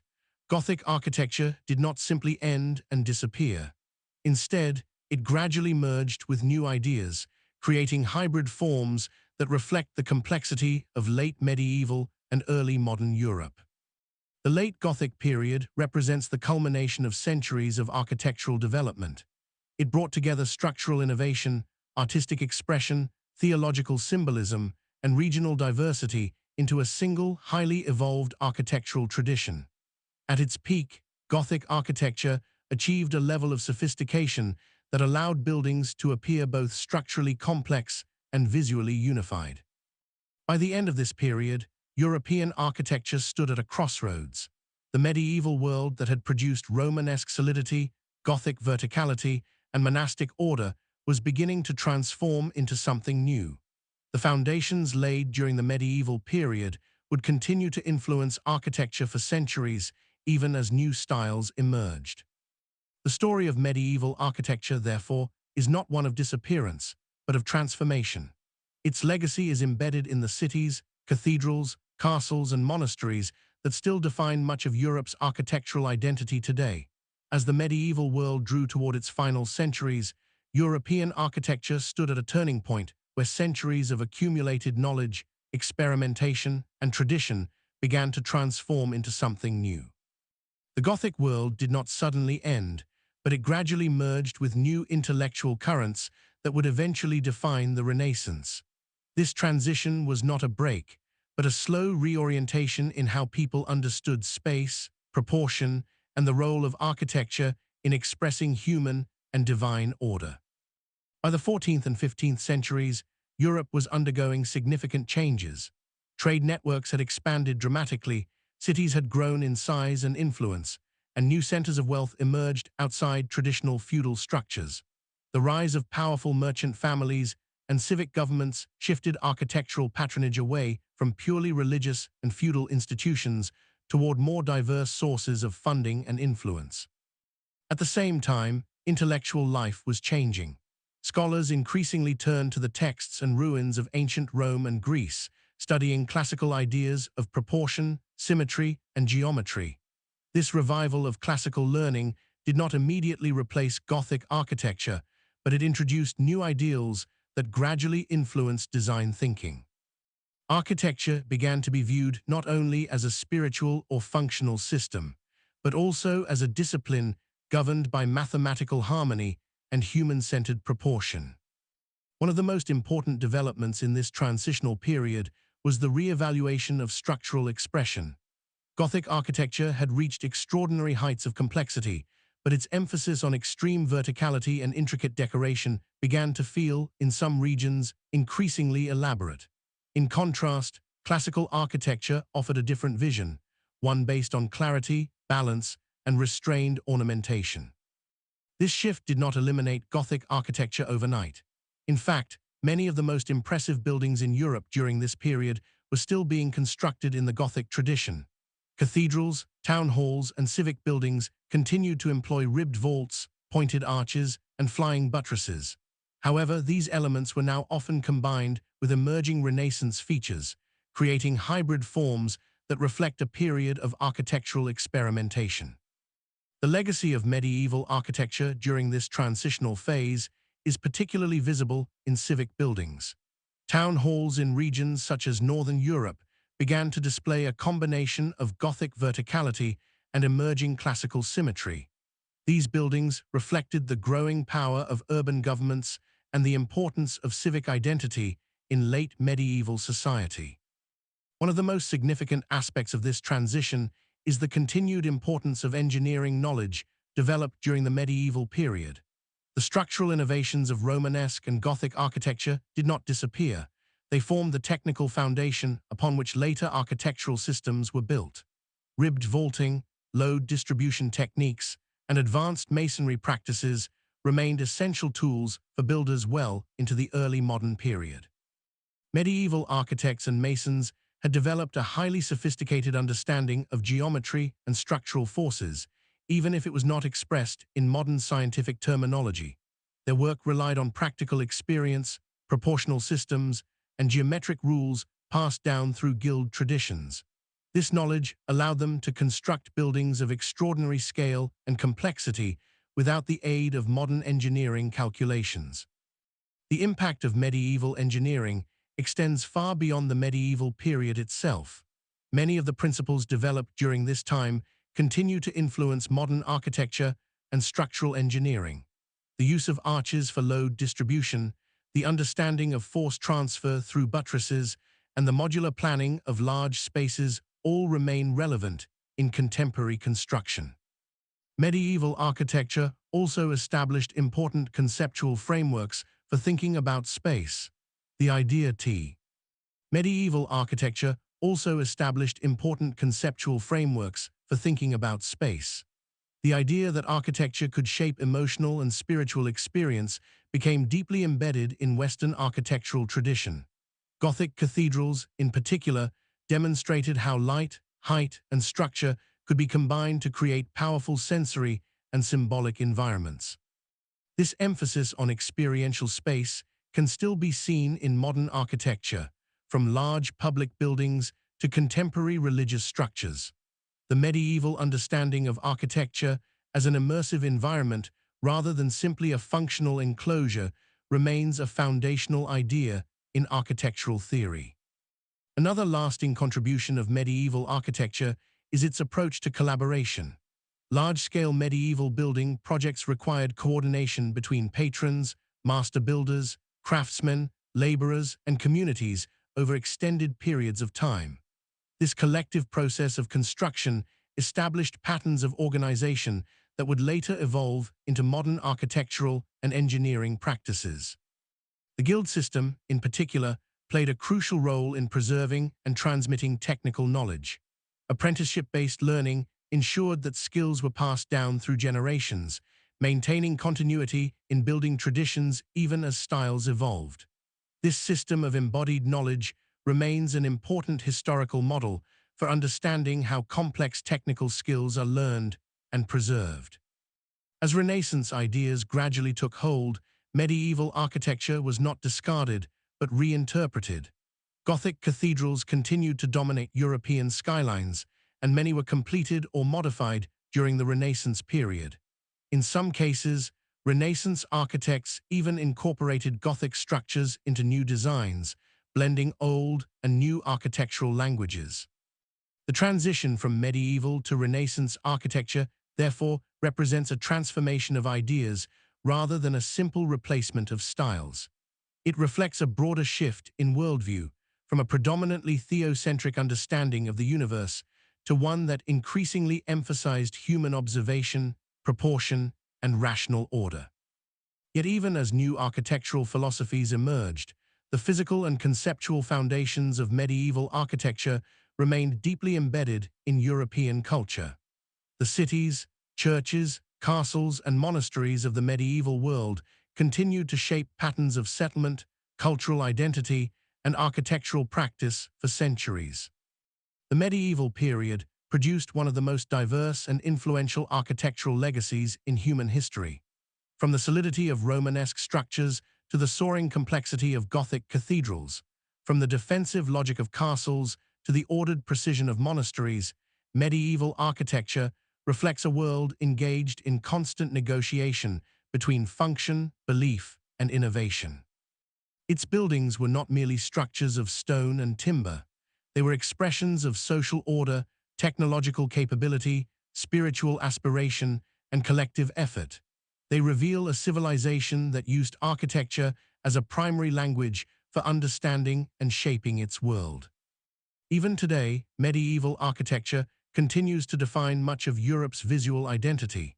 Cathedrals still dominate city skylines, castles remain symbols of power and history, and medieval urban layouts continue to structure modern cities. The endurance of these forms speaks to the lasting impact of medieval architectural thought. The story of medieval architecture is ultimately a story of continuity and transformation. It is a story of how societies build, adapt, and imagine themselves through space and structure. It is a record of human ambition expressed in stone, light, and form across nearly 1,000 years of history. And it is a legacy that continues to shape how we understand architecture itself. Like and subscribe and comment what topic you would like to see covered in the next video.